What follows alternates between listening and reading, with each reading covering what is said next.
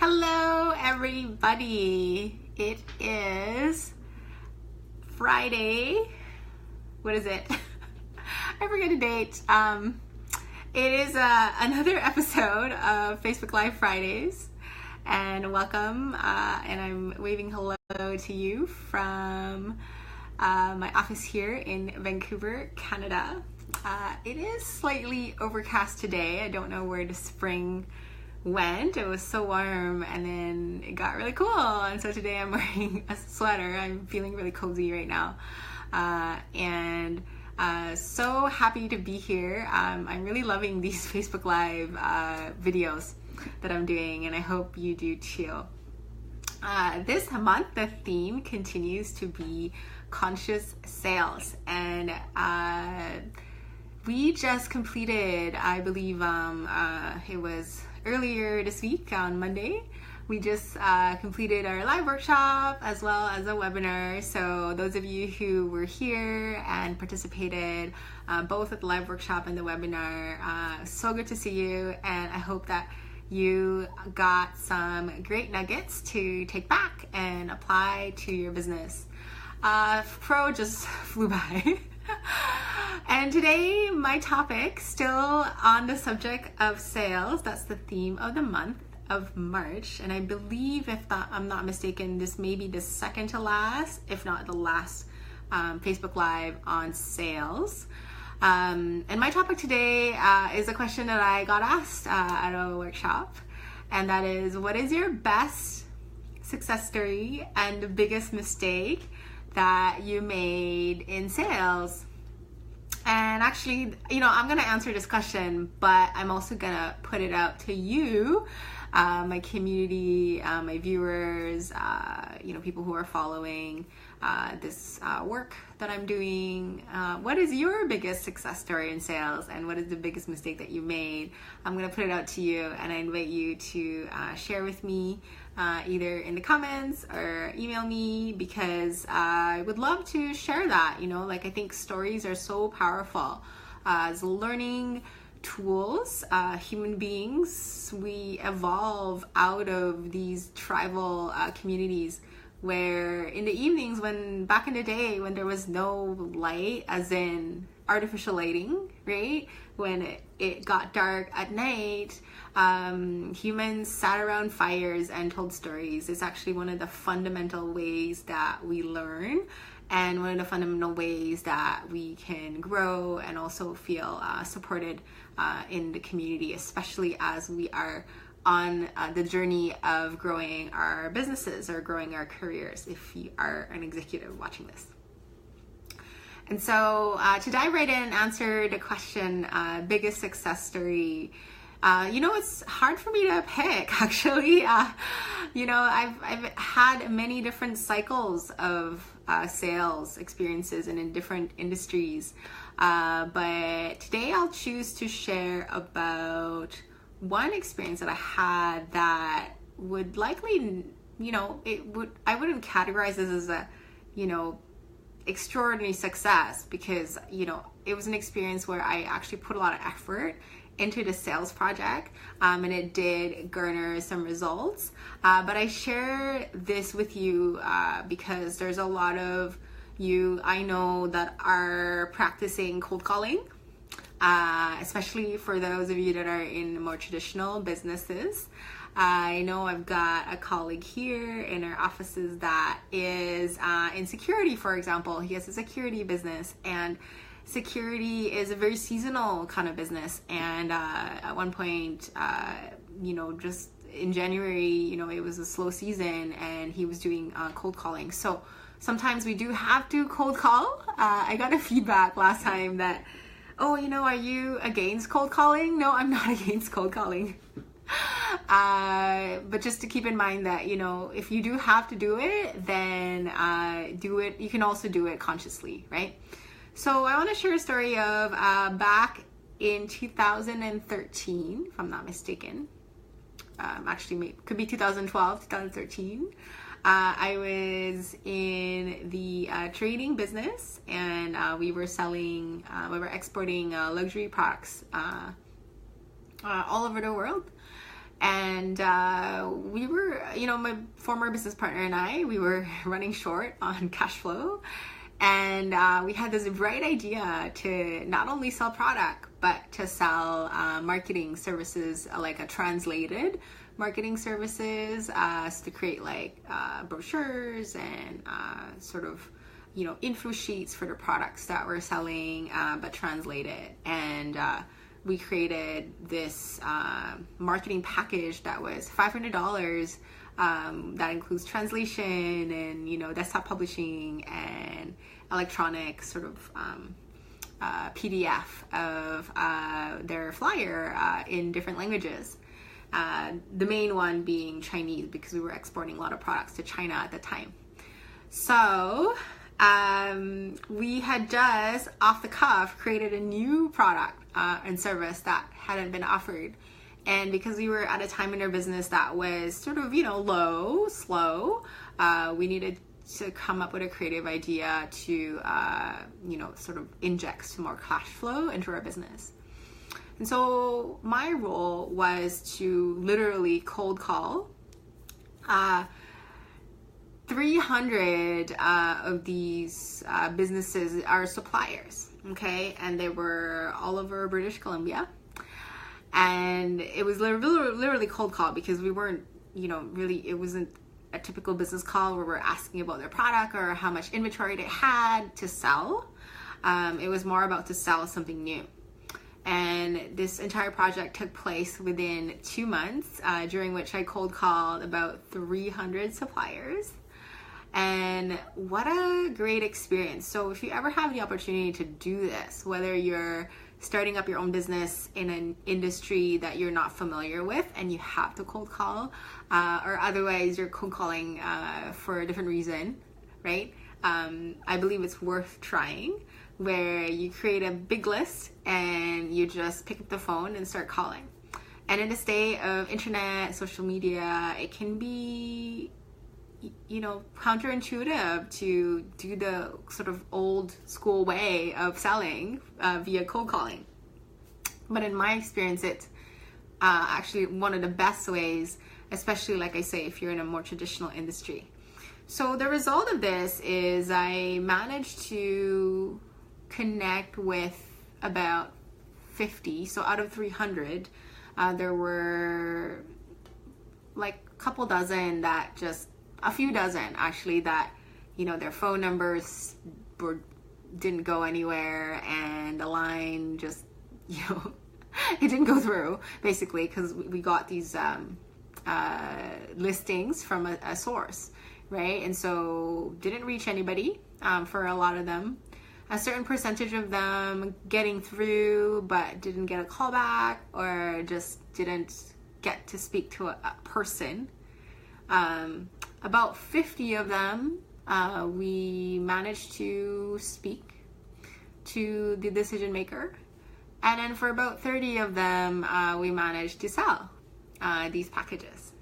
And at the end of the day, I believe we brought in $30,000 within 30 days, like additional revenue, and 30 to 60 days actually. So, and that really helped us during a time of a cash flow crunch. And thinking back, I kind of am reflecting, so, what did I do right in that experience? Well, first of all, it's persistency. So sales is a persistency project, if you think about it, because statistics show, and this was covered in my webinar as well as in the workshop, that it takes usually about an average of 4 calls to get to the decision maker. This is a stat back in 2007, and today it actually could be as high as 5 to 8 calls. So being persistent is key.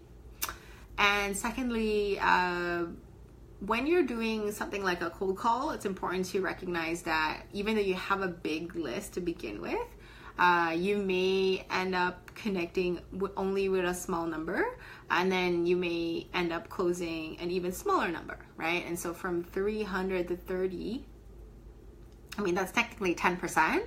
And when you think of 10% closing rate, that's not very high. But for a cold call, it's actually pretty good, right? So depending on how warm or cold your leads are, it's important to start to track your sales closing rate, right? Is it 1 to 5? So for every 5 conversations you close 1, is it 1 to 10 for every 10 conversations you close 1? Or is it 1 to 2 for every 2 conversations you can close 1? In that case, sounds like you're a pro at what you do, right? And the third important thing to remember when you're cold calling is to really, like under promise and over deliver, right? And so can be very tempting to do the opposite, right? As you're trying to sell to someone who maybe you don't even see, and to make things sound really, really good and sort of, totally worth the price that they're going to pay, it can be tempting to overpromise and then find yourself having a lot of follow-up or, fulfillment that need to happen. So prepare yourself, right? Prepare yourself to fulfill if you're going on a sales blitz, and make sure that you under-promise and over-deliver when you're selling and not the other way around, okay? Don't over-promise and then under-deliver. Let's see, what else made that a success? I do believe that it was coming, even though I was cold calling, right? So my intention was to sell, right? It wasn't to chit chat. It wasn't, just to see how they were doing. Some of these suppliers we already had relationship with, so it was much, much easier. But my approach, generally speaking, was all about value add to them. Okay, so even though, yes, I was trying to sell them something, it was something that was of value for their business. So a lot of those suppliers we've had a connection with, a relationship with, maybe we've done business before, but I would say about 70% of them probably have never heard of us before, ever. So it was truly cold, right? And so keeping it service oriented and focusing on the value that we could add to their business helped to close those 30 suppliers that, $500, if you think about it, it's pretty nominal, but it's still something, right? It's a special package we put together, and, making $30,000 within, 4 to 6 weeks was significant in terms of helping us with our cash flow and, really covering our bottom line during a period of a little bit of, like a shortfall, right? So I know a lot of you have cash flow ups and downs. And so this is one way that you can remedy that, see if you can take on a brief cold calling project for even just a month. And you'd be surprised how much momentum you can build just from that. All right, so moving on to the biggest mistake that I made in sales. When I think of this, I think of a very brief story that I did truly, reflect on, and I thought, could I have done that differently? And I obviously we're not going to beat ourselves up, but I shared this story for teaching purposes, right? And I don't need to, this is probably some of you have experienced this before, where you've lost a client or a customer due to neglect, due to just oversight on your part as a business. And this has definitely happened to me as well. So I had this amazing client, I'd say about a year ago, that worked with me for 6 months, and we were doing amazing work together. And he was a CEO, and he was going through a transition in his business and in his personal life. And we, shifted so much in that 6 months. He went from really feeling like he's lost his mojo to starting up sort of sales again, and making trips to meet potential clients and collaborators and partners all over the world. And when it came to the end of our 6 months work together, I wanted him to continue because I felt like there was more, right? He was just on the cusp of really actioning a lot of the inner work that we had done together.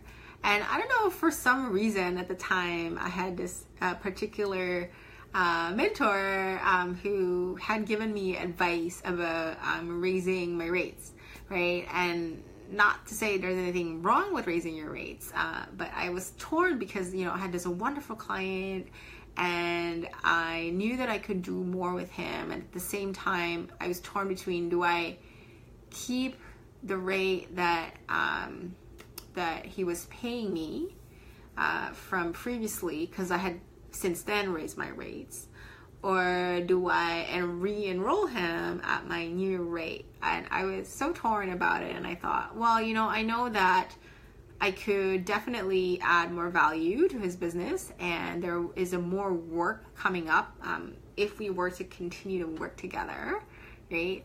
And the work that we've done together was so transformative that it had really taken him to this whole new trajectory in his business that was just so different. And I don't know what it was, but I weighed against my instincts. I figured, okay, well, maybe I'll grandfather him for the next 6 months, again, renew for the next 6 months. But for whatever reason, something else kicked in. Hi, Kim. I can actually see people who are coming in now. I know there were a few of you coming in and out, but I could not see. Anyways, I'm sharing a story of the mistake, a really big mistake that I made. So it was a decision between grandfathering someone at my old rate or renewing them at my new rate. And I don't know why, but I got quite egotistic about it. And I thought, well, I'm gonna re-enroll him at my new rate. And as much as he loved our work together and he would rave about it, he had been coming through a period of transition, and his business wasn't doing so well. After we worked together, he definitely felt more optimistic. But I don't think he was prepared for a raised rate. And that's my hunch anyways. And that's one of the reasons why he didn't renew. Hi, Grace. Oh, I can see somebody now. I really need to figure out how to, get this thing to show who's on. And I truly felt that had I listened to myself and my own instincts versus my mentor's advice, which was about, raise your rates and, don't care about who's affected. My instinct was to keep my rates, but I didn't do that. And so I ended up losing a really amazing client because he felt possibly, underappreciated or under-acknowledged for the work that we had already done. So, I felt sad about that. And, I did try to reach out to this individual a few times and sort of give him a complimentary entry to some of the events and workshops. But I just feel like, c'est la vie, right? And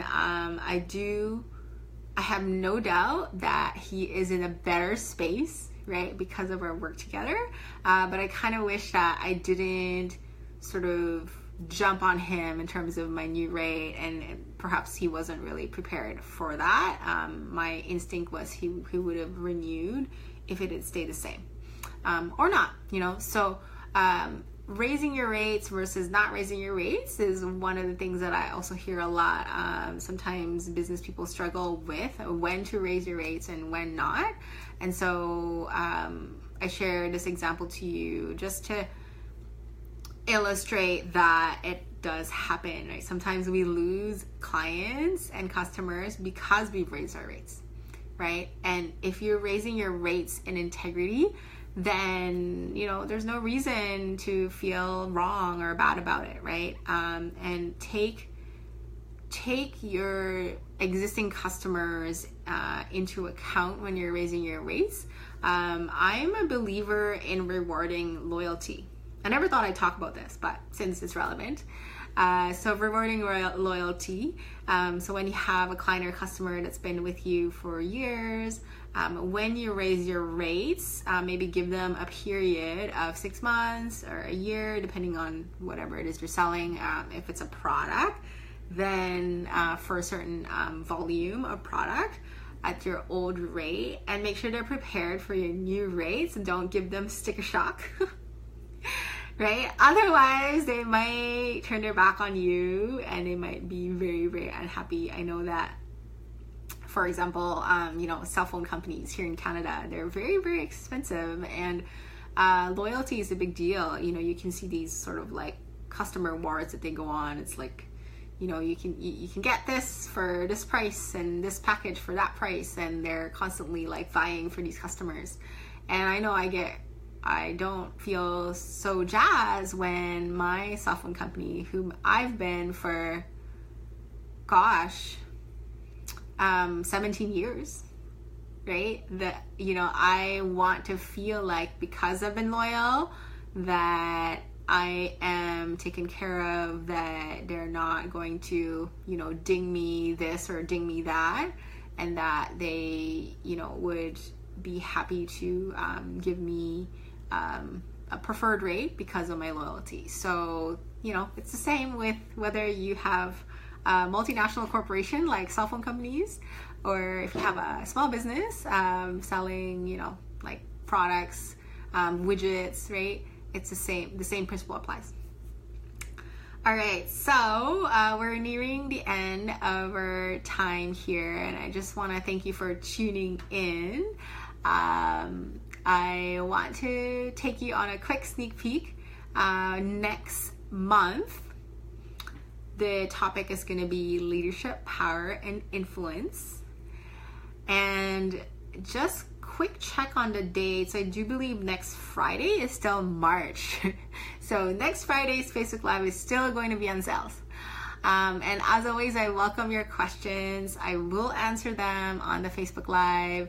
Otherwise, I will answer them in the Facebook group or by email. Feel free to email me if it feels like, if you don't want your question to be public. info@theconsciousceoexperience.com. If you want your question to be covered on the Facebook Live, just indicate that. If you want to answer privately, just indicate that. And really happy to take your questions. There will be events and workshops posted soon. We're just, I'm going through reorganization here at the Conscious CEO Experience office. And I'm so excited because we're going to be launching, essentially 3.0 of the website, and there will be new offerings coming up this spring and more ways for you to get support and the community and the learning that I know you're all wanting and needing. Until next time, remember, I believe in you, and I believe that you can create extraordinary success on your own terms and from the inside out. Bye!